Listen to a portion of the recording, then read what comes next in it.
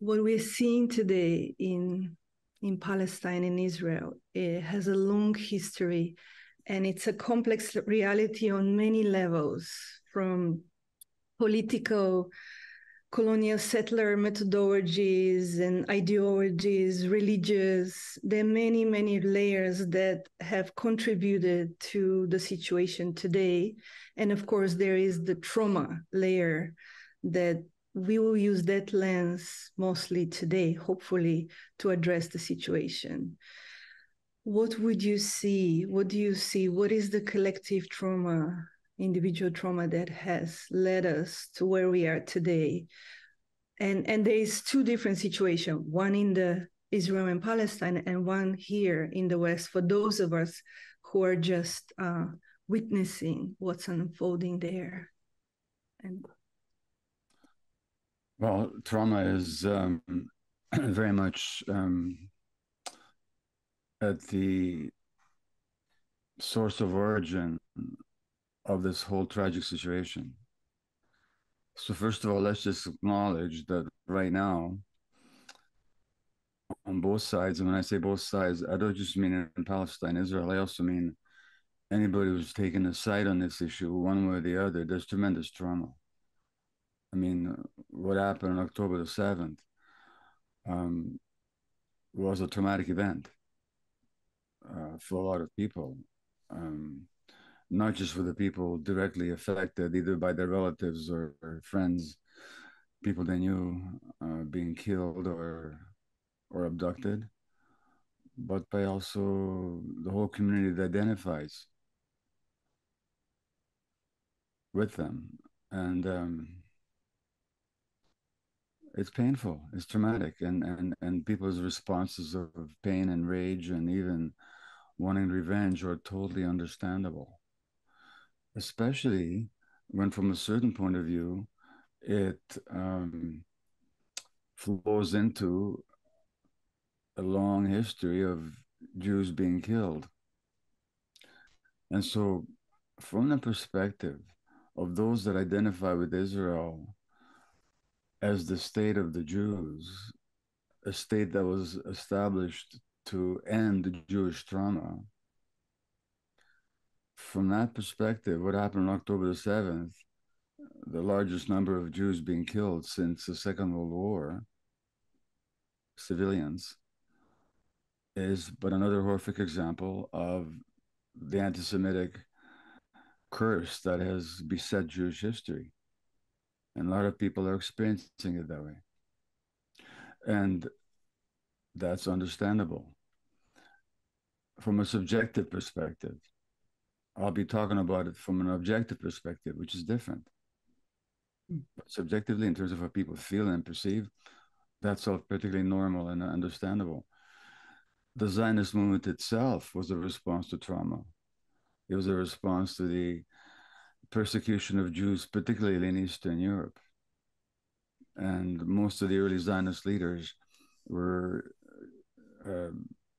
born in what are now parts of Poland or Ukraine or Russia.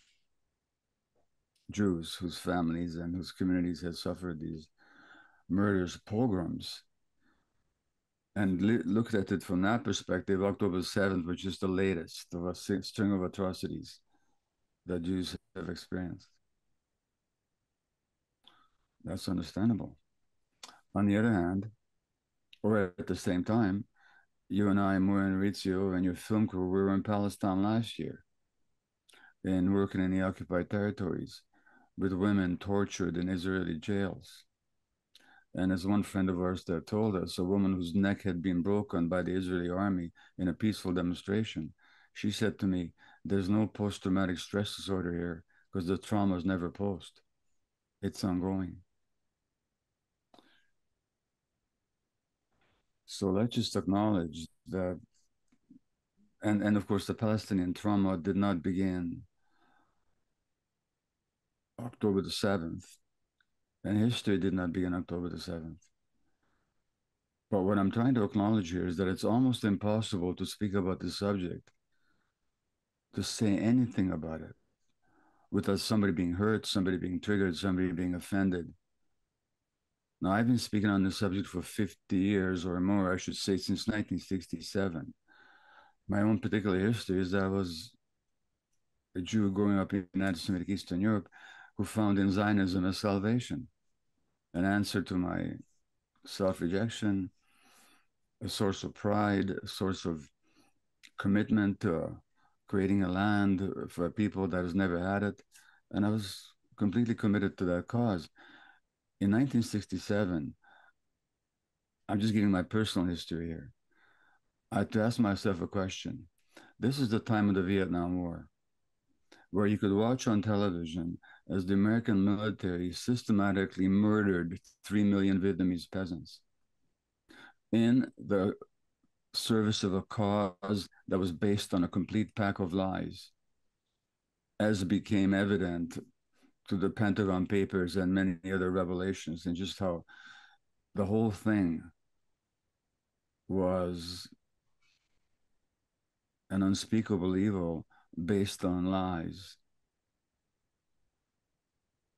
And the North American press, the New York Times and Time Magazine and the Canadian newspapers and the television programs were all enthusiastically in support of it for a long time. And in 1967, when the war broke up in Israel and the Arab states, I had to ask myself, well, why is the same media? And by the way, I volunteered to go to Israel at the time of the war. My brother went, my visa didn't come through in time. But then I had to ask myself, why is the same media that is lying so ruthlessly about Vietnam, about this mass murder, so enthusiastically in support of Israel? And I began to do some research. And I came to a completely different view of history than I had learned and imbibed and enthused about as a Zionist. And I wrote an article then. I'm not going to go into the details, but I researched an article. I published it in the student newspaper. I was 23 years old at the time, which I pointed out that contrary to the narrative that Israel was attacked by all these Arab countries, Israel is the one that did the attacking in order to seize territory, and they'll never give it back. That article got me kicked out of my father's home and really unpopular in the Jewish community. But I made a decision a long time ago that I have to follow my own truth. I say my own truth. That doesn't make me right, but just how I perceive the truth. A precious object on my desk is this wooden pen. You see the teeth marks at the end of it? It used to belong to my grandfather. He was a doctor and a writer, like his grandson. He died in Auschwitz. And he was a Zionist and a friend of some of the great Zionist leaders. But he was also a very humane man. I decided a long time ago that the suffering that human beings impose each other will never have my silence. And I don't care which way the chips fall. No. So I've been speaking out on this issue, not just recently, but since 1967. And believe me, it's not made me popular at times in my family. I'm talking about my extended family, or certainly my community. But that's a decision that I made. Now, that doesn't mean that I endorse the killing of civilians. That doesn't mean that the atrocity that occurred on October the 7th is anything less than an atrocity. But the question is, how should we approach that atrocity? It's easy to condemn it and necessary, but it's even more important to understand it. If we're going to move to any kind of a peaceful solution, we have to understand what's going on. And if I can sum up In the words of Amir Haas, who's an Israeli journalist, and by the way, in my conversation today, you're not going to find me quoting Palestinians. You're going to find me quoting Jews and Israelis, historians and journalists, which itself is the kind of racism on my part. Because why don't I quote Palestinians? Well, because I want to be credible. And what the Palestinians say has been dismissed for so long. So I could quote you Palestinians, but you wouldn't believe me. And some of you have a hard time believing me, even when I quote Jews and Israelis. But consider the possibility, all of you, that the narrative that you've accepted may be based on some truths, may contain some truth, but may not be the truth. And what I found out a long time ago is that there's another narrative here. Now, in the late 1800s, when Theodor Herzl, a Hungarian Jewish journalist living in Vienna, first conceived the idea of the Jewish state, and his birthplace in Budapest stands very close to the great synagogue in Budapest where my uncle used to be the chief cantor. And when Herzl wrote the Jewish state as a way of trying to answer the unspeakable Jewish suffering in Eastern Europe, some rabbis from Vienna sent two of their colleagues to the Promised Land, to Palestine, at that time under Turkish occupation, to look at the reality of Herzl's dream. And these rabbis came back with a very famous statement. They said, "The bride is beautiful, but she's already taken." By which they meant, yes, Palestine is beautiful, but there's already a people there.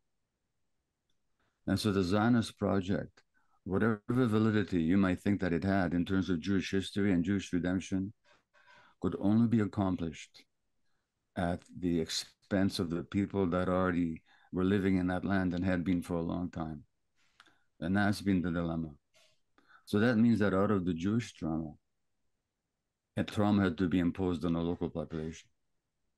And it could not have been done any other way. This is not retrospective. People recognized this at the time. I remember a Zionist leader saying in 1905 that we talk about a people without a land for a land without a people. But there's no land without a people. There's the local population. Let me quote to you before I come to the end of this brief introductory comments. Two great Zionist leaders, one of them a friend of my grandfather's, Vladimir Jabotinsky. He was the founder of what's called the revisionist wing of Zionism, which became the Herut Party, which is today's Likud Party. And I'm going to quote you David Ben-Gurion, who was the head of the labor Zionist movement, what became the Mapai Party, today's Labor Party, and he was the first prime minister of Israel. They were both Eastern European Jews. They both said in almost similar terms in the 1930s that we talk about Arab terrorism, but they're not terrorists. They're people fighting for their own land, which we're threatening to take away from them. In their situation, we would do the same thing. They understood that, but they just both felt that the Jewish right was more dominant or the Jewish need was more dire. So they were going to do whatever they had to do. And what they had to do occurred in 1947-48, in 1956, and 1967, and ever since, which is the forceful displacement of the local population and their oppression. That's how they had to do it. There was no other way. If you don't believe me, read any number of Israeli historians who have researched. So don't argue with me, but argue with the Israeli historians. Ilan Pape, Benny Morris, Avi Schleim, Sema Flapan, Tom Segev, any number of them who have documented the forceful, violent expulsion of the Palestinians and murderous. In 1956 in Gaza, there was an Israeli soldier killed, and Moshe Dayan, chief of the defense staff, gave a speech saying, let's not blame these people for hating us. How would they otherwise? We've taken their lands. They're watching us till their soil from Gaza. Of course they hate us. So there's a lot of hatred. I'm not going to go through all the history. I'm not going to go on all the massacres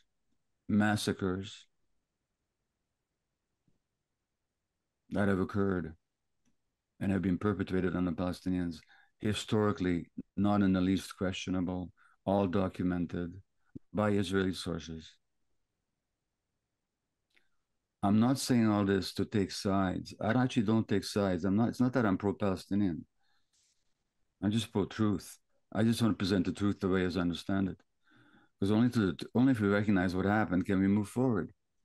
None of this justifies what happened on October the 7th any more than there's justification for the mass killings of Palestinians in the past by Israeli forces. I could name you a dozen examples if you like. It's not about who's right and who's wrong. It's about what do we need to do to move forward. And for God's sakes, the minimum that we need to do to move forward is to understand the other person's experience, to stand just for 1 minute in the shoes of the other person. What is their subjective experience? The complicating factor is that the Western media, as always, lines up with Western foreign policy. So when Western foreign policy called for the assault on Iraq, we heard all about the weapons of mass destruction, which was a total lie. When American policy demanded the bombing of Vietnam, they came up with the Gulf of Tonkin incident, which never happened. It's the same now, which means that the narrative in which events occur is always, in the Western press, Israel defending itself against unwarranted terrorist attacks. But who those terrorists are and what are they responding to is never presented. You're not aware of it. And so I'll finish with just a quote, again, from an Israeli source. Let me just open it up on my computer here. And I'm not doing this to convince you of anything. I'm telling this to convince you that the point of view that I'm putting forward is at least as grounded in history as the one that you might believe in. And that if we're going to move forward, let's at least understand the competing narratives and don't just reject the other out of hand without actually investigating it. So I'm going to read you a quote here very quickly. I should have had this ready, but here it is. This is from the Israeli journalist Amir Haas, who has lived in the occupied territories, who's lived in Gaza, and whose heart-rending interview with Democracy Now! You should all watch. This is an Israeli. Her heart is broken by what her country is doing to the Palestinians. And she writes, in a few days, Israelis went through what Palestinians have experienced as a matter of routine for decades and are still experiencing. Military incursions, death, cruelty, slain children, bodies piled up in the road, siege, fear, anxiety over loved ones, captivity, and searing humiliation. So writes Amira Haas. What happened October the 7th, I wish it never had happened. It's an unspeakable tragedy. No children should be killed. No civilians should be abducted. No innocents should be killed. Nobody should have to live in fear. And if we're going to move forward, we have to understand that this is how the other side has lived for 80 years. And if you don't know that, I don't blame you, because in a Western context, you'd really have to research it for yourself because the media is not telling you the truth. Did you guys know? Did you know that the former chief of the Israeli Defense Staff 4 months ago compared the situation of the Palestinians in the West Bank to that of the Jews in Nazi Germany? Because in Nazi, not the genocide, that's not what he was talking about. He was talking about before the war, where the Nazi brown shirts, the thugs, could attack Jews and destroy Jewish homes and shops and assault Jews without impunity. When the police showed up, they supported the Nazis. And the former deputy chief of the Israeli Defense Staff said, we're doing the same thing to the Palestinians. When the settlers show up to harass and even kill Palestinians in the West Bank, the army shows up to protect the settlers. And this year, before October the 7th, over 250 Palestinians had been killed by the army and the settlers in the West Bank, including children. This stuff is not reported in the Western press. So just consider that your perspective comes from a certain point of view that may need to be examined for the salvation of your own truth. I'm going to end with something. This question of anti-Semitism. Yes, there's anti-Semitism in the world. And there will be some anti-Semites who will use the actions of Israel to prove how evil Jews are. There are some people like that. There always have been people like that. But anti-Semitism has got nothing to do with Jews, in the sense that it doesn't originate from anything that Jews do or don't do. Anti-Semitism, like all forms of racism, originates in some sickness of the soul and the mind in the racist. Racism is rising in today's world. If you want to see racism, look what happens to Muslims in Europe right now, in France. Want to see racism? Look at anti-Muslim sentiments in North America. There's also rising anti-Semitism in North America. Absolutely true. As society is fragmenting, getting more toxic, you're going to see more and more racism. The question is, does criticism of Israel contribute to that? Well, and especially I've been told, apart from the fact that I've been told that I betrayed my own people, well, no, I didn't. Because I don't identify my own people with the state of Israel. It's the state of Israel that identifies Jews with its actions. But I don't. But think about it for a minute. I don't know how you feel about the war in Ukraine, but most people would agree that Russia had no right to invade Ukraine. Most people would agree with that. Now, does that make you anti-Russian if you criticize that action? Or does it make you anti-war, or maybe even anti-Putin? That's the first question. The second question is, if all Russians you knew all around the world supported the invasion of Ukraine, which they don't, but if they all did, which would make you more anti-Russian?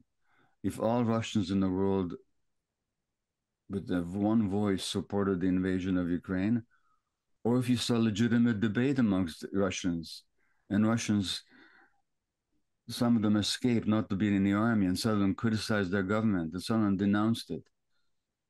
Which is more likely to make you anti-Russian?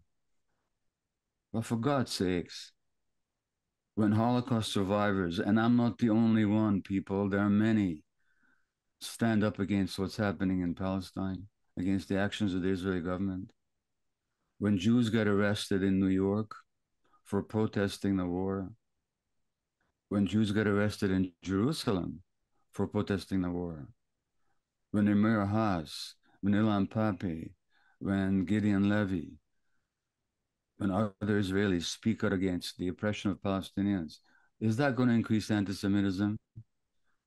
Or will the people see, non-Jews see that Jews are like everybody else?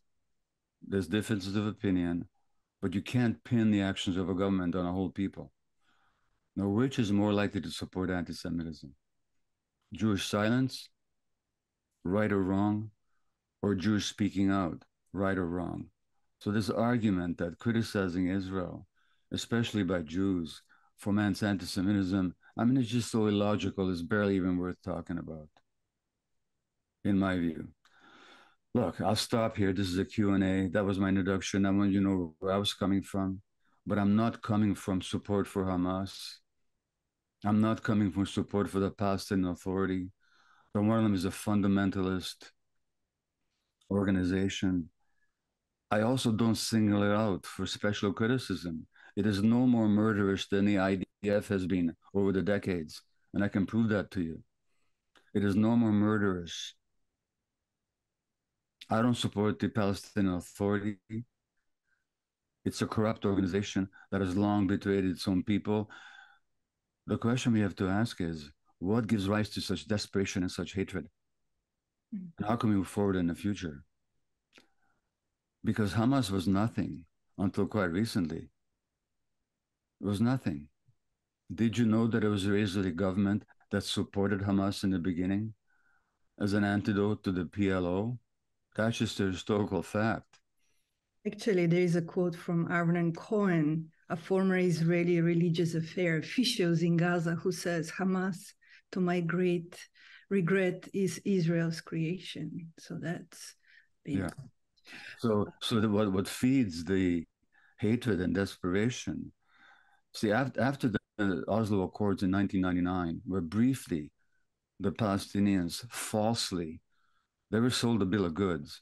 That agreement was no agreement at all, and I knew it at the time. But the Palestinians thought it was. For a few years, there was no suicide bombings, there was no terrorism. What fed the rise of that desperation again? The suicide bombs and the rise of Hamas is the betrayal of the Palestinian dream of liberation. So yeah. The disrespect actually of the agreement, instead of Israel removing its settlements from the West Bank, they continued invading and disrespecting the agreed boundaries. Actually, I hate to tell you, it was more subtle than that. In 1999, at the Oslo Agreement, the reason I thought this was total nonsense is because Israel never agreed to stop expanding the settlements. All they agreed to is to consult for 5 years on a possible agreement. The PLO sold out their people. And because the PLO sold out their people, hence the rise of this extremist organization, Hamas. Anyway, let me stop here. Yeah. I will promise to respectful to listen to anybody, no matter how critical, no matter how upset with me. I'll just listen, do my best to respond respectfully. I know how painful this is for everybody, and especially when people are still held hostages and the war still going on. A lot of people who followed me have loved my work internationally. They experience themselves as being betrayed by me. I know that. You know what? I'll have to accept that. I'll just have to accept that's how it is. Yeah. And I just want to name as well that so far there's 9,000 human lives been lost in Gaza and over close to 4,000 children. So I just want to name that as well. It's happening at this very moment. Anything you want to say, Gabor, about from a trauma perspective, what's happening right now in terms of extreme positions and extreme violence? And is there any right now you have right now you have two traumatized populations. One of them comes out of historical trauma and build their states based on historical trauma, and has always perceived any attack on them as a continuation of that trauma, not understanding that the local population just wanted to protect their own lands and regain some of their dignity. But it's been a trauma narrative, and some of the people are trauma survivors or the descendants of trauma survivors. And this recent event on October the 7th can only strike them as another trauma, as I said earlier. The other population has been traumatized for 80 years. So what we have is two highly traumatized populations. That's the reality. And us who are watching it as well come from histories of injustice and trauma in our own lineages. So that's been also activated perhaps in our nervous system collectively. Yeah. I just want to read one question because it has come in many different forms before we bring people on screen. And that's from Natalie Bach. How would you recommend navigating a conversation with Jewish person who is clearly activated in a trauma response because they believe that anti-Zionism is anti-Semitic? Well, first of all, it's never been the case that all Jews are aligned with Zionism. It's the Zionist movement that creates the impression that Jewishness is equivalent to Zionism. Historically, that's completely false. It's false now. But how to conduct that conversation? It's almost impossible. You just have to really get how they feel and ask them, are they open to a different perspective? If they're not, there's nothing you can do. On this issue, I found out that you could approach it with the humility of our father Moses, the compassion of the Buddha, the sweet divine love of Jesus, and people will still not hear you because it's so triggering and it's so sensitive. So you can hear somebody and say, I really get it. You really believe that to criticize Zionism is to be an anti-Semite. By then, you'd have to also explain why so many Jews have criticized Zionism right from the beginning. Are you aware of that history? Because you might want to become aware of it. But are you at least open? If you're not open to hearing a different point of view, just thank them for expressing their point of view and end the conversation, because you can't force anything on anybody. And also notice how triggered you might be. I could get very heated on this issue. When I do, I'm not very effective. So you have to take care of yourself. If you can be calm and receptive to their point of view, they might open to hearing a sliver of yours. If not, don't force it. And understand the pain and fear that their perspective represents. Thank you. I wanted to bring Karen. We receive Karen question. Is Karen here? Is our team Karen from Australia? Dr. Karen.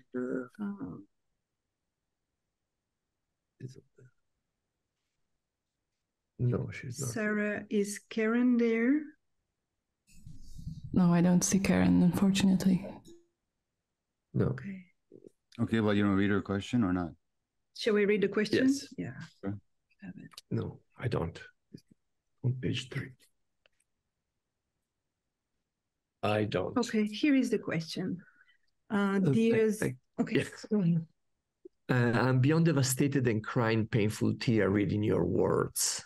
My mother... That's in relationship to the newsletter we sent to announce this event. Yeah. My mother, a psychoanalyst and child survivor of the Holocaust with a similar story to Gabor, says she's not surprised.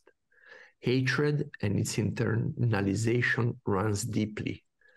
I've been a fan of your collaboration. I now question this.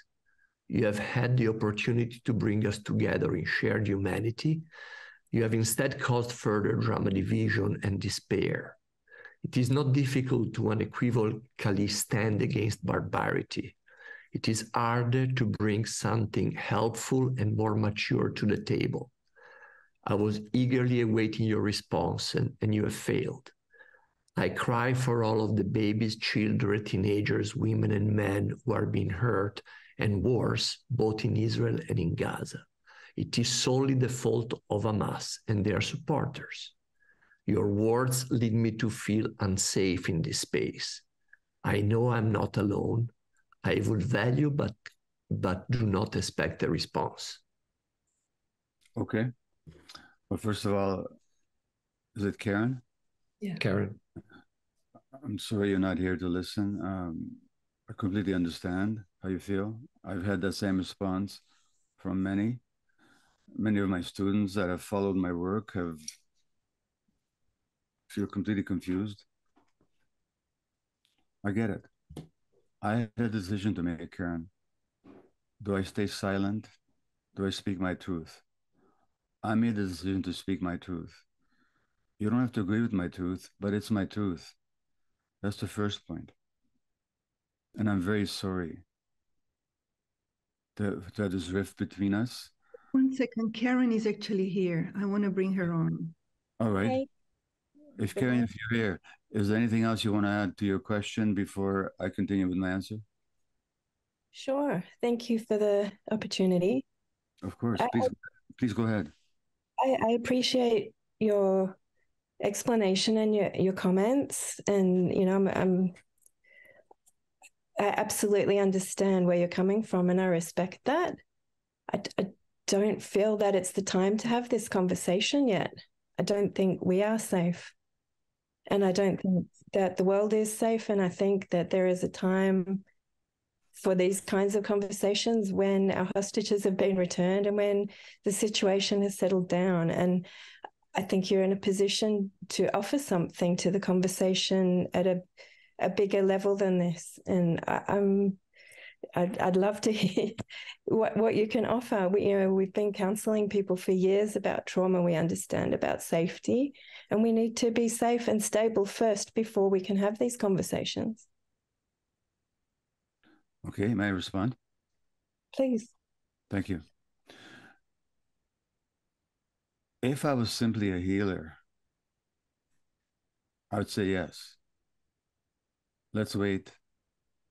And this is not a time for, this is a time to getting through, for holding each other, for recognizing our mutual pain and our grief, for feeling with the suffering ones.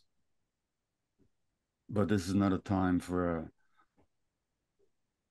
politically charged conversation. I would agree with you. If that was my only, thank you so much. If that was, I got it, thank you. If that was my only role in the world, but that's not my only role in the world. I understand what you're saying, but I want you to understand where I'm coming from. I'm also a political person living in a reality. And that reality is that the Palestinian narrative has never been told in the Western world. That every day the propaganda is all about, it's so one-sided. And this is how I perceive it, okay? So, so the question is not just what do I do as a doctor and a healer, but what do I do as a human being who's watching something terrible unfold? Can I stay silent? And I learned the lesson that I derived from what happened to our people over the years and over the centuries and on the time of my birth is that you don't stay silent in the face of injustice. So I've decided that for me, it's more important to me. This doesn't make me right. And, I'm not claiming that I have some special authority, but I decided that for me to stand up publicly against what I consider to be an ongoing injustice is more important than my role as a healer in the world. Now, that may be the wrong decision or the right decision, but that's my decision. I cannot stay silent. Now, the other thing I'll say to you, Karen, is with all due respect, have you spent 5 minutes investigating the other point of view? I've spent more than 5 minutes investigating, and okay. I don't. So when you say that it all starts with Hamas, do you really know the history of Gaza and Hamas? I do, Gabor, and I understand that, but I'm not talking about that history starts with Hamas. I'm talking about the current situation. Yeah, and the current situation. And I don't think we can have the conversation until we're settled. We have a situation where we'd love to have debate. We're Jews, for goodness sake. We've got a squillion million answers and questions and discussions. That's fine, but we can't have the conversation when somebody's holding a knife to your throat or has your child in a tunnel. Are you aware that the Palestinians have a knife to their throat for 80 years? I do. I understand that, and I cry about that as well. I've fully stated about that. I am, but then when should we have the conversation? Why didn't we have the conversation a month ago? When our hostages are safe in their arms of their family, and Karen, there's 7,000 hostages in Israeli jails. So let's have that conversation. But we weren't having the conversation. The world wasn't listening. Well, people are having the conversation. Israelis are marching on the government because they don't agree with their prime minister's actions. Let me give you one answer, then let me ask you a question, okay? If that's okay. Sure. The Israelis marched. They didn't march for the Palestinians. They marched for themselves. They marched to defend the Supreme Court. When I was in the West Bank last year, working with tortured Palestinian women, at the same time, the Israeli Supreme Court issued a decree which gave the Israeli army to move Bedouin people off their lands in the West Bank to make room for the Jewish settlements. This is the court that Israelis were marching to defend. So this conversation is not being held. But you know what? You and I could debate this till the cows come home. That's right. Let me ask you a question. Why do my words make you feel unsafe? Because the consequence is that it reveals people's latent anti-Semitism. Okay. And that there are consequences in Sydney, Australia, and consequences in we've had lots and lots of examples where that is, and it's a big problem, and like you say, it's where does this come from? I'm interested in that conversation. Why is it so important for everybody to hold Israel and Jews to a different standard? And why do people? Yeah.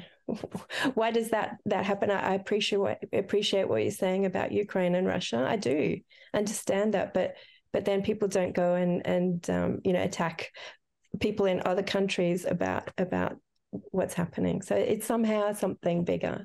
Okay, but that's not happening because Jews criticize Israel. That's happening because people use what the Jews do. Those who are anti-Semites will use whatever Jews do to further the fuel of their racism. That's just what happens. Yeah. Do Jews criticizing Israel increase or decrease anti-Jewish feeling? What do you think? What makes sense to you? I don't know the answer to that, Gabor. If all the Jews supported what was going on, as opposed to the actual debate that people can witness, which would undermine anti-Semitism? I think that's magical thinking, because I don't think that would even make a difference. That's the whole point. I agree with you. Anti-Semitism has got nothing to do with what Jews do or they don't do. And therefore, my words neither diminish anti-Semitism nor do they add to it. Anti-Semitism is a disease. It's got nothing to do with Jews. Just as anti-Muslim sentiments is a disease, anti-Black sentiment is a disease. I appreciate that. That's just how it is. Mm. So, okay. I understand. By the way, is it true that Israel held to a different standard? Yeah. Because so far in the Ukraine war, there's been about 10,000 civilians in the Ukraine killed, according to the figures. 10,000 civilians. That's 10,000 more than should have been killed. In Palestine already, nearly that many has been killed in 2 weeks. I don't see anybody holding Israel to a higher standard. I actually see Israel getting away with stuff that nobody else would. Those reports of 250 Palestinians killed in the occupied territories, did you read about them before October the 7th? Mm-hmm. You knew about it? Mm-hmm. Okay. Well, most people didn't. I'm so sorry. I'm just so sorry for this whole mess. But I don't think what I say either takes away from or adds to the tragedy of the situation. And I just think we all have a decision to make. And this tension that I speak about between authenticity and attachment, I made a decision a long time ago. Authenticity. That doesn't make me right, Karen. I know. But it does align me with myself. I appreciate that. And you do need to hear that it does cause pain to people who hear you speak like that. And that's my truth. You know what? I totally understand that. And I totally understand why it would cause pain. It's not my intention to cause pain. I appreciate the conversation. And you too. Thank you. Thank you, Karen. Thank you, Karen. Thank you so much. We would like to bring now Noor Ramadan. Yeah, hello. Hi. Hi. So my question is more on somewhat of the other side. And I find that Palestinians are right now, they're going through a lot of these emotions, the pain, the grief over all the lives that are being lost. And then B, having to educate people on like why their lives matter, and just because of all the propaganda that's out there and the misinformation, right? And then C, are facing racism and discrimination. I know people that have lost their jobs for being pro-Palestine. And my question is, what advice do you have for Palestinians to get through this, especially when a lot of us are just getting so burnt out with the news?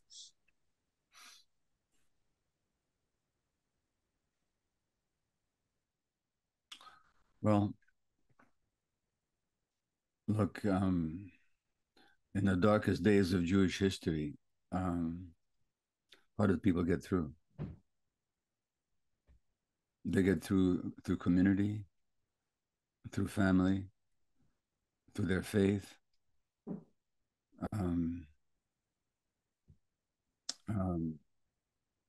to knowing, as the Bible says, this too shall pass.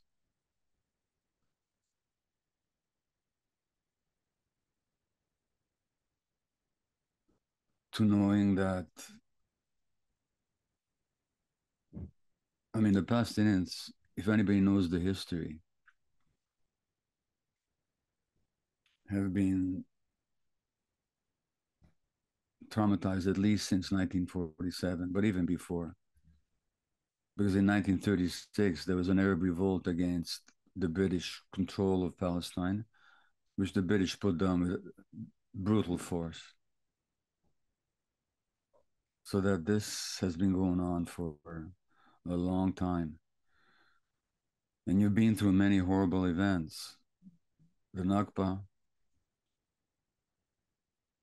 the killings of civilians in many villages in the 50s,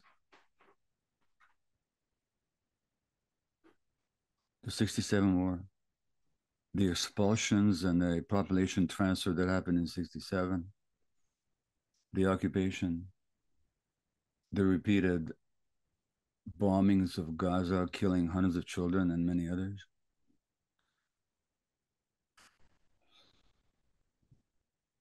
What has allowed you to get through all that?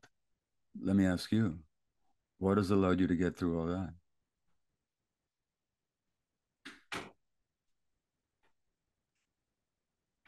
Community, like you mentioned. But I just feel like there's just so much demand for people that need healing and need to get through this, especially on the Palestinian side. And I find that they're a bit at this like disadvantage, right? Because there aren't that many resources, because they're marginalized to begin with. And I've, like, as a space holder, that's something I've been noticing, and I find that that's what a lot of people are going through right now. All you can do is do your best and know that your best will not be enough. But it'll be your best. That's all. And look after yourself as best you can. And I say the same thing on the other side. I mean, not that I'm making it equivalent numerically, but you know, there's a lot of traumatized people in Israel right now, and the mental health services are overwhelmed in that country right now. People are suffering on both sides, and all I can say to both sides is, number one, what has got us through similar situations in the past? Well, sheer human endurance, community, holding on to ourselves, whatever faith we have. I'm saying this on both sides. And you know, Noor, my words are inadequate. Sometimes I find myself going on too long about the history, like which I did today, only because the present situation is so awful. And I don't have an adequate answer to the question of the trauma on both sides right now, but certainly not on the Palestinian side, where you're watching these babies being pulled out of the rubble every day, and the world is cheering it on.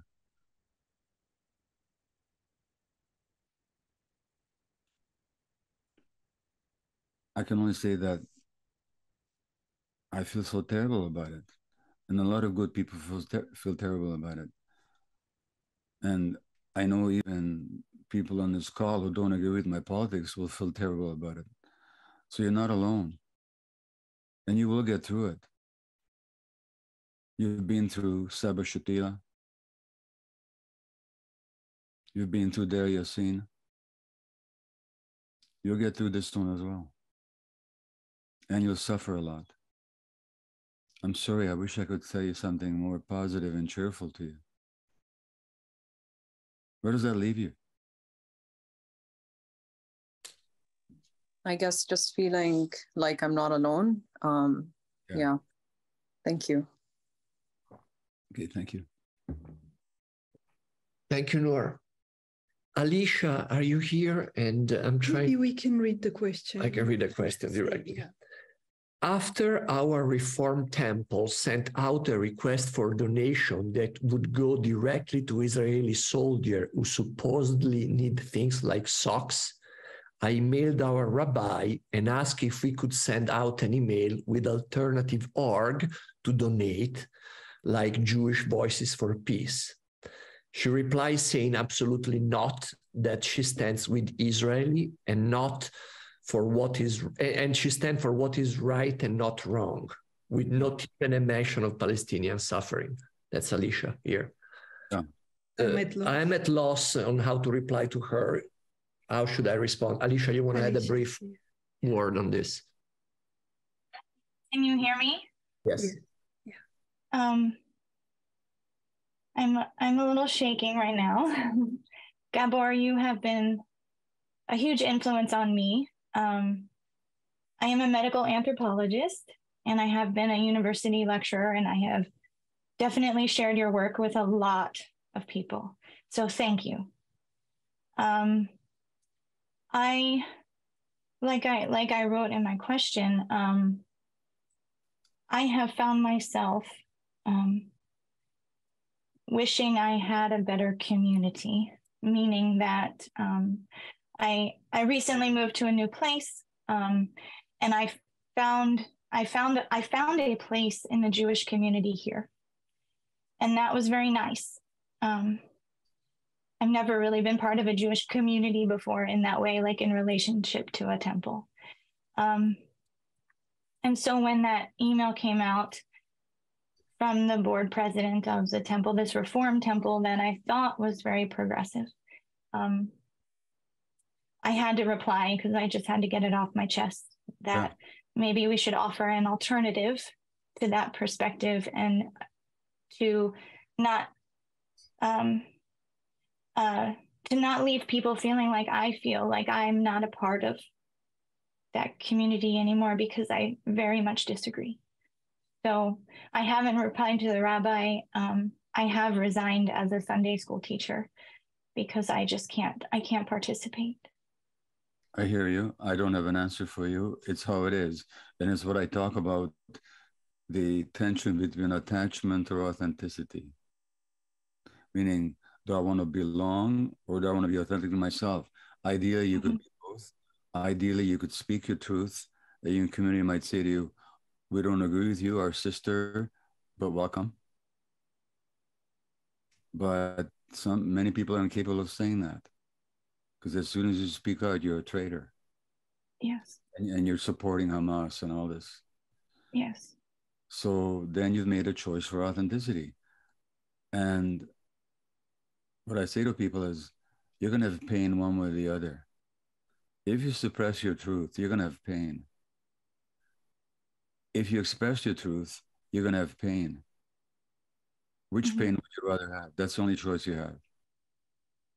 So only thing I can tell you is, you might feel alone, but there were hundreds of Jews arrested in New York a few days ago for saying exactly what you said. And there was 500 Jews arrested in Washington a couple of weeks ago, invading Congress, demanding a ceasefire. The Israelis being arrested for speaking out. So in that sense, you're not alone. But in sense of your community, yeah, now you got the pain of not being accepted. It may even be true that there are others in your community who feel the same way, but who haven't spoken about it for fear of being rejected. In terms of your question, what can you say to this rabbi? Well, you already know what to say to the rabbi. You said to them, I can't be part of a community and be silent. So if you can't accept me if I speak out, I can't be a part of the community. And you've made that decision. It's a painful one. Yes, I'm also feeling like, because I've been an educator for so long, that, I mean, if I wrote her an essay with citations and a lecture, it would not make a difference. It would not make a difference. In my experience, you can present the facts till the cows come home. There has to be receptivity there. You could ask her, are you receptive to a different point of view on the history? You could ask her. But unless she says, yes, I am, don't even try. Look, I got here in front of me 5 books.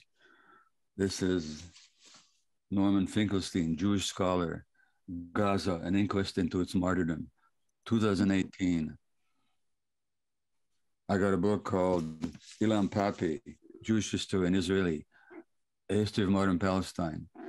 Ilan Pappé's book, The Ethnic Cleansing of Palestine. A book by Ilan Pappé, The Biggest Prison on Earth, A History of the Occupied Territories. This is research, facts and figures of documentation. A book called The Birth of Israel, Myths and Realities. Sima Flapan.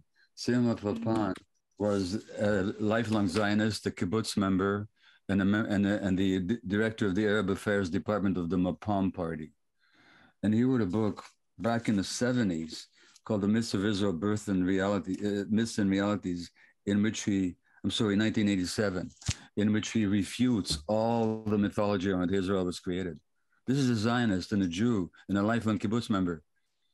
Do you think it makes any difference? The documentation exists. People just don't want to find out because they would threaten the identity that they've taken on.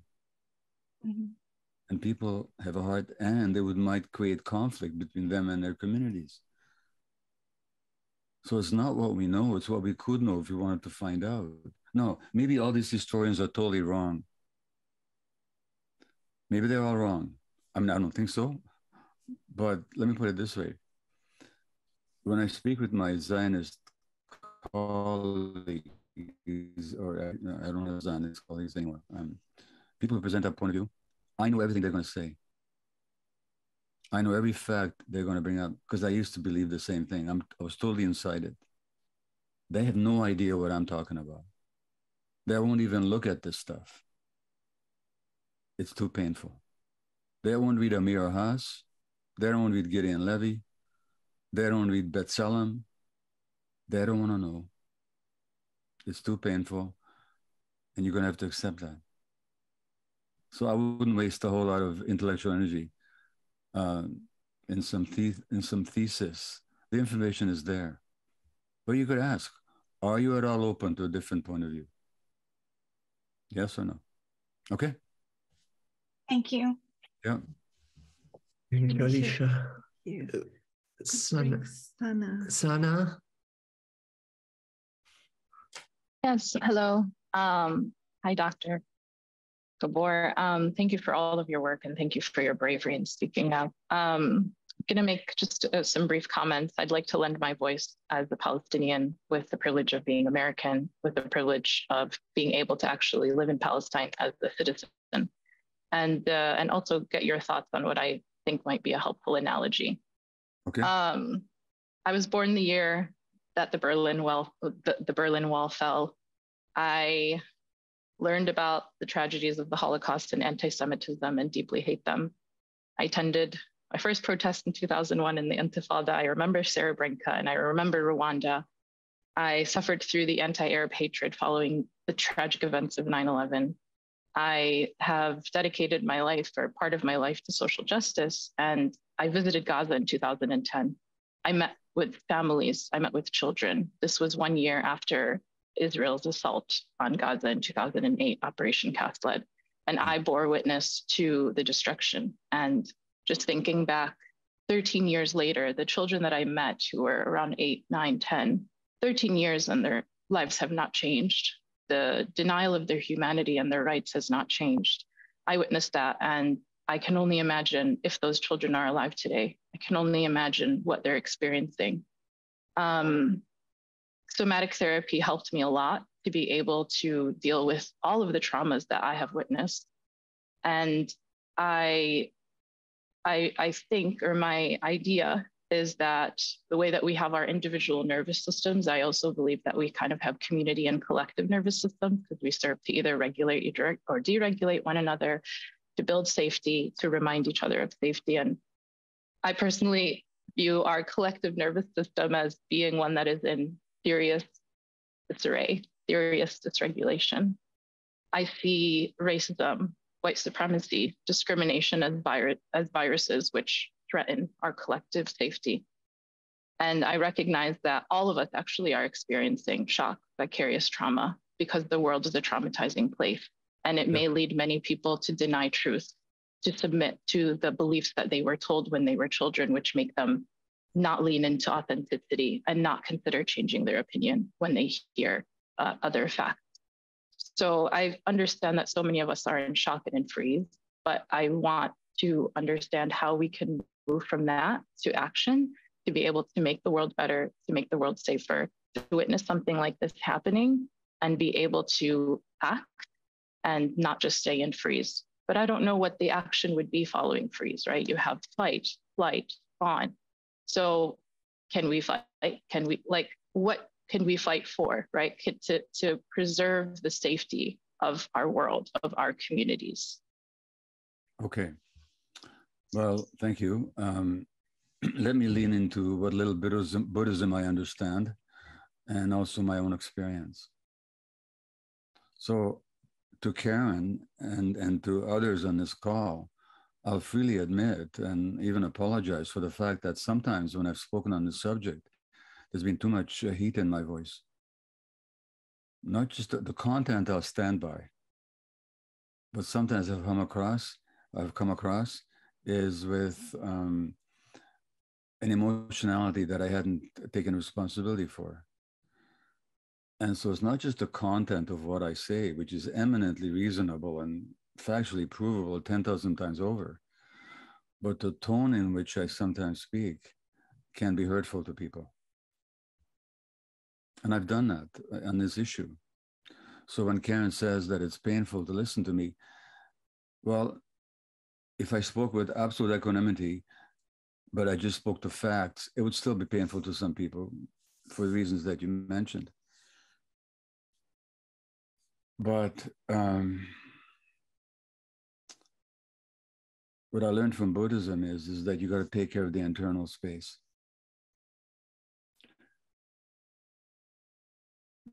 There's a quote by Krishnamurti where he says that action is meaning only in relationship. And without understanding relationship, any plan of action will only breed conflict. The understanding of relationship is infinitely more important than the search for any plan of action. So what I'm suggesting for everybody on whatever side you're on here, first of all, get in relationship with yourself. Look at the state of your body. Are you tense? And you would know this from somatic experiencing work. Is there tension inside you? Well, then notice it, be with it, and attend to it, but don't act from it. Don't try and create an action from it. Attend to yourself sufficiently so that when there's a sense of peace inside, because when there's peace inside you, you'll feel your interconnection with everybody else, even everybody else on the other side. So difficult as it is, can we create, and like last night, I did a 2-hour talk at the University of British Columbia on this issue. And the whole day I've been engaged with it, and I'm getting all these emails, and some of them denouncing me, some praising me. I mean, it's just some from Jews praising me, some from Jews denouncing me, you know, everything. And I came home last night, and thank God I did an hour of meditation and yoga.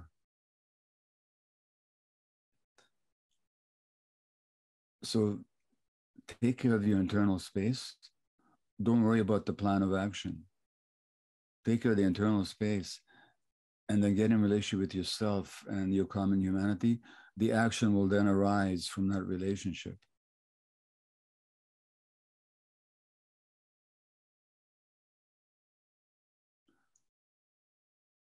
Common humanity doesn't mean that you agree with somebody else.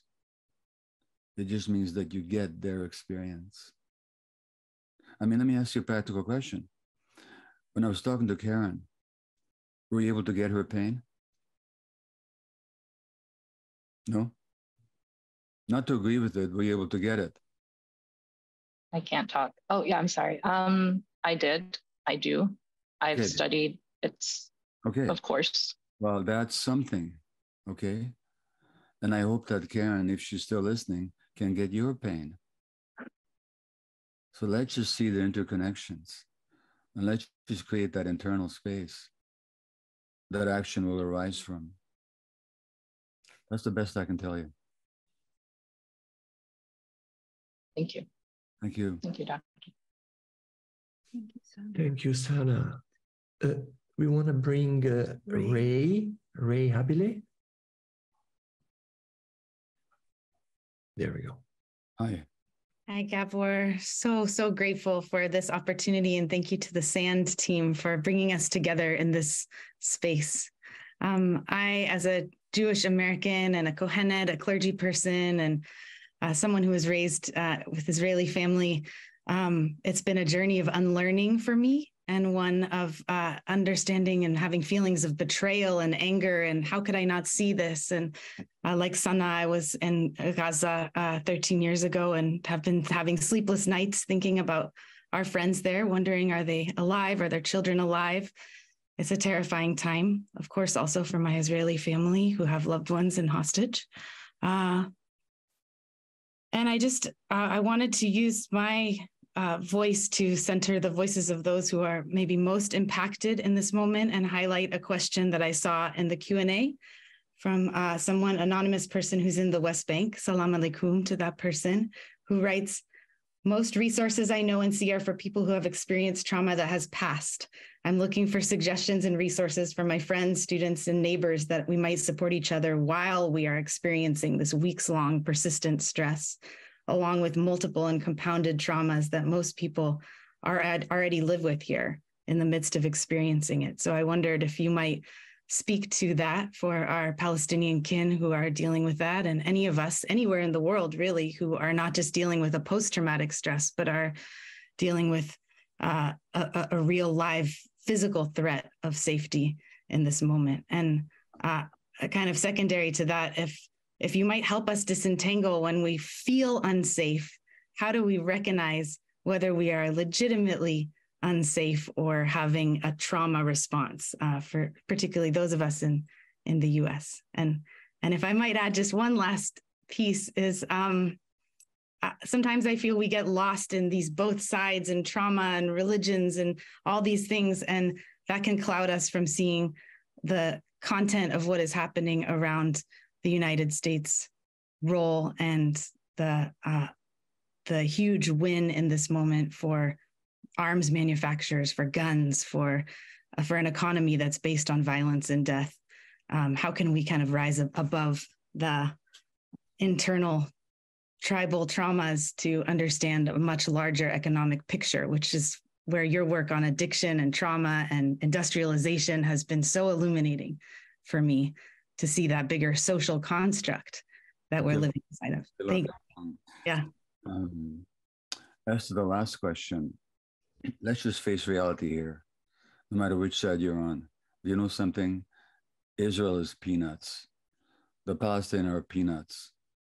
The gorilla that's chewing them both up is the United States empire. Americans don't, we can make three suggestions. Why does America support Israel so much? We can say, America loves the Jews. Well, let's forget that one, okay? Empires don't love anybody. They just love their own interests. Right now, the Jewish state, Israel, is of use to the American empire. It's that simple. Just as it was used to the British Empire. Winston Churchill said that the creation of a Jewish entity in Palestine accords with the best interests of the British Empire. He said this in 1920. That's why the British allowed the Jewish institutions to be established, the Jewish army to be created and trained while they were suppressed their revolt. Then the American empire took over. So America loves the Jews? No. Empires don't love anybody. The Jews control the United States. Well, that's just anti-Semitic nonsense. So what's the answer? Because Israel, for the last, since its existence, depended on the foreign powers, the imperial powers for its existence and its support. And therefore, America, not the American people, but the American industrial complex, the military industrial complex, the arms manufacturers, article in the New York Times 3 days ago about how great the war has been for the war arms industry. That's why. People have to come to terms with that. And that's why the media lines up so much with the Israeli narrative. That's just how it is. That's what empires do. Yeah. Number one. Your first question about help in the West Bank, well, again, I know from Israeli friends that in their own country, mental health services are overwhelmed, people are in grief, people are in fear, and so on. All the more so in the occupied territories. There's an organization in Ramallah called Hakini, Hakini, with whom I spoke with a few days ago. I urge people to look them up. Also, Gabor, the Catharsis Holistic Healing, Ashira's organization right now is supporting many people in the West Bank with therapy, free therapy. So I just want to mention that as well. We can link in the chat to the organization, and they need more therapists. Yeah, if you're a therapist and you have some time to share, please contact us. We'll put you in touch. Yeah. Okay. Thank you, Gabor, and thank you, Sand, for providing these resources and sharing the link, how we can support. I think when we start to awaken from our individual trauma, there can be an urge to want to take action from a grounded, centered place. And I appreciate all of your suggestions, how we can continue to be in action to preserve life and bring a more just peace there and around the world. Thank you. Zaya Maurizio, two things. One is Unfortunately, I have to leave right at half after the hour because I have a crown fell out of my tooth, so I got to run to the dentist. What I'd like to suggest, if you guys are open to it, is that we do this again in a few weeks, if you want to. Yeah. People have been asking. And I will also just acknowledge something. When I looked at my watch, I talked too long in the beginning. I should have left more time for questions. So if we do this again, I will not be making any kind of a statement in the beginning. We'll just take questions right from the beginning. If it's all acceptable to you guys, we'll do it that way. I'll also mention that there's a new interview with me that'll be online in a few days. It'll be called A Call for Healing, Gabor Maté on Palestine, Israel, made by our friend Soren from Wisdom 2.0. I think you'll be letting your community know about it. It should be online within a day or two. Really, is it a call for healing? My best attempt. And I'll take one more question now, and then perhaps we can consider. Okay, it's 10:28. It's 10:28. So we have 10:30 was our time. If you're open, it's with your dentist. We have 10:28. Rasha could be ready for a question. Rasha, can you do it super fast? We'll take one quick question, and if you guys are open to it, we can do this again and leave more time for questions and without a big statement from me. Okay, Rasha.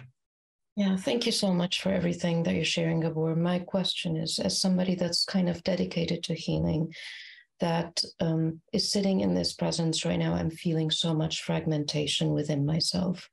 I'm trying to hold that, but my struggle is between holding the fragmentation and holding the openness that is actually really necessary for us to heal, because I'm seeing a lot of people holding that space of openness in what I'm perceiving more as bypassing. They are maintaining equanimity without actually really participating or recognizing the trauma. Yeah. Well, that's their own trauma.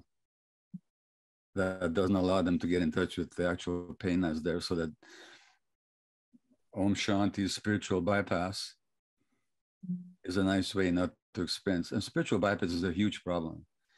And maintaining equanimity, and let's hold the space. Meanwhile, people are dying. And so that's why I decided to speak up. Not just to hold healing space, which is what I usually do in the world, but I had to speak up. I had to. So it's an individual call.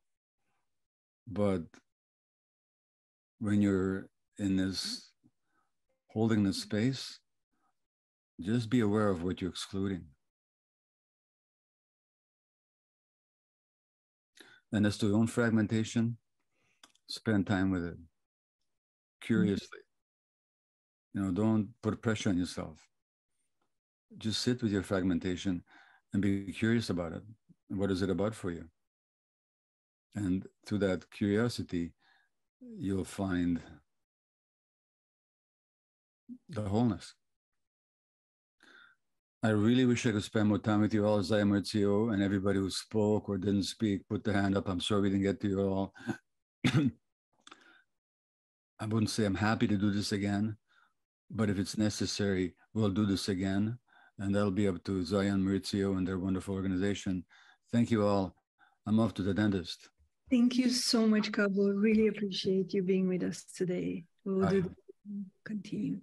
Thank you. And everyone, we would like to invite you to stay a little longer here. We have our dear friend, Gail Brenner. He was an amazing therapist that will guide us through a little grounding space so we can digest and integrate everything that we've shared in this conversation and leave this space more centered, more grounded. So Gail, please join us, and thank you so much for offering your support and being with us. Yeah, thank you so much. So I just want to name and acknowledge and make space for whatever might be here in our field right now. And I want to suggest that people put their view on gallery so that we can just take a look at each other for a moment. And if this is too activating, I invite you to take care of yourself and just close your eyes, or even just leave if you need to. But if you can find some openness in yourself, just take a look at some of the other people that we've been sharing this space here with. Courage that each person here brings to being here for this difficult conversation. And opening for a moment to our shared humanity here. And just feel, I see a number of people touching their heart. If that feels right for you, please go ahead and just feel as best as you can, as much as it feels right for you, how it feels in your own system to be here and to be a part of this field with whatever you're feeling, whatever you're bringing here right now.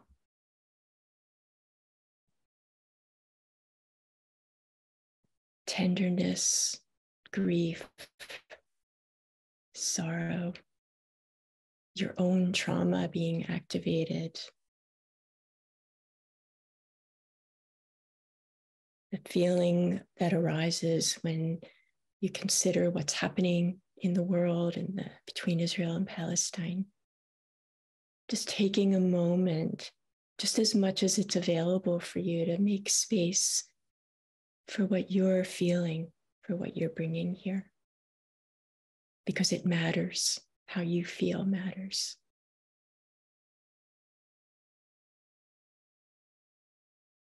If you want to just close your eyes for a minute, you can go ahead and do that.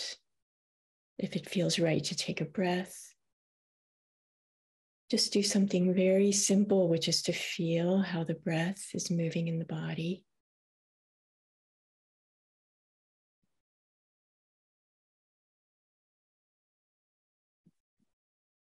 And whatever is present for you is welcomed here right now.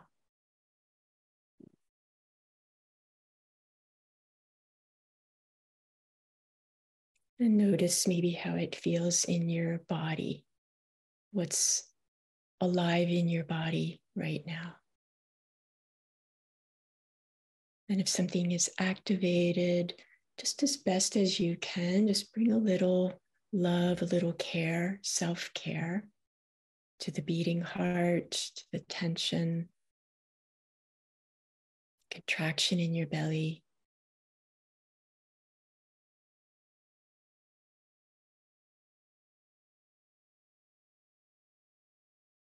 And feeling yourself sitting in your chair, feet on the floor, grounded here in yourself and in the field that we all share here together.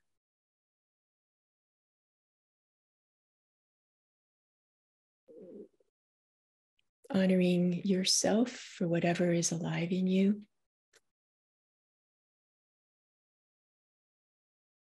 And as much as it's available for you, honoring each other.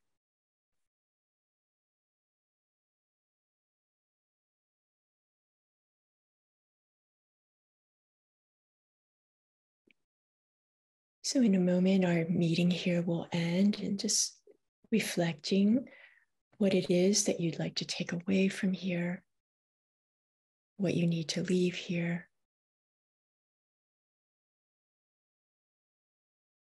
And offering an invitation to use resources to regulate yourself, which could be a few breaths, a walk in nature, a little bit less attention to the news, maybe taking action of some kind.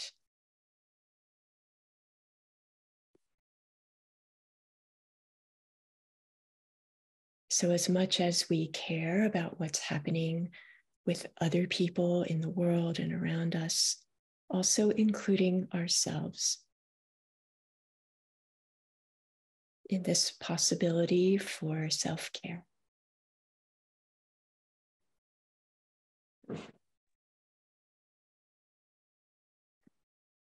And then when it feels right, please go ahead and open your eyes. Maybe if you can find a bit of space in your heart, go there as you take a look at a few other people on the screen.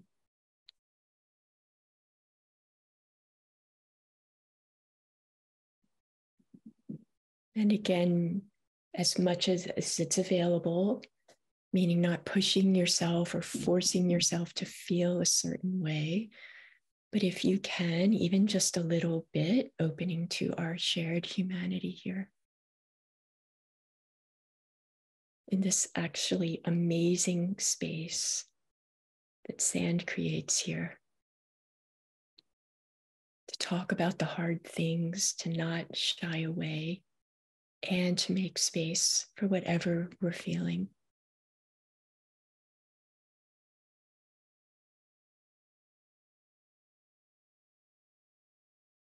Thank you. Thank you, Gail. Thank you so much. And we also would like to bring Betsy Politin to help us also drop fully in our bodies. Betsy, there you are. You're with us. Thank you. Thank you so much.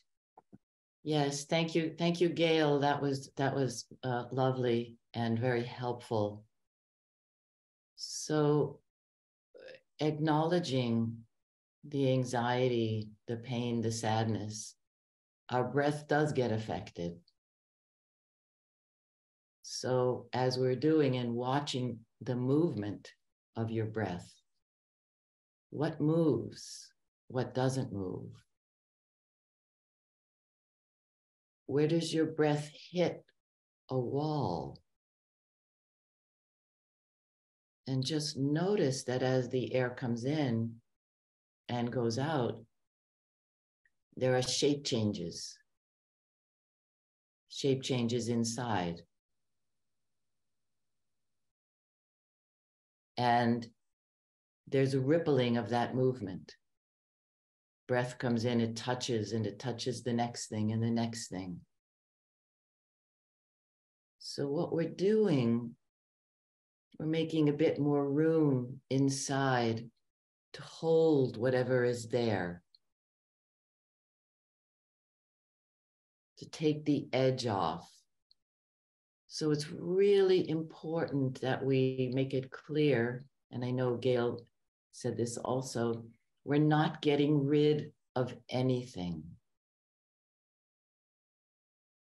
But I'm holding the pain, the sadness, the anxiety with more of me available to hold it. So that perhaps there was a bit less dysregulation in my system. So as Gabor was saying, I can speak about this and hold on to my truth and what I feel inside, but come from a place of expansion inside myself to convey that.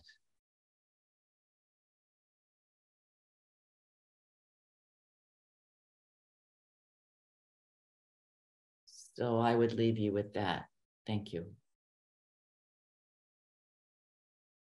Thank you, Betsy. Thank you, Betsy. And thank you so much to the SEN team for supporting us to hold this space together. Lisa, Sarah, Stacy, Riley, Jean-Ric, thank you so much. Ray. Thank you everyone for your presence, and we'll share this recording on YouTube so you can share it with anyone, and we will continue holding space together. And sorry for the people whose questions have not been answered, but somehow we feel a lot of the questions that have been asked have been answered through the question that have been asked, if that makes any sense.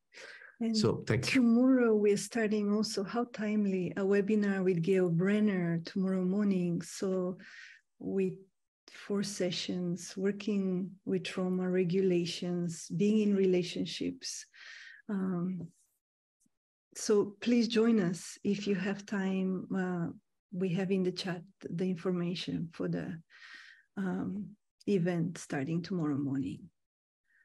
And until we meet again, thank you. Walk gently, take care of your heart, of your breath, and may we continue seeing each other with love and removing the filters that don't allow us to feel our shared humanity. Thank you, everyone.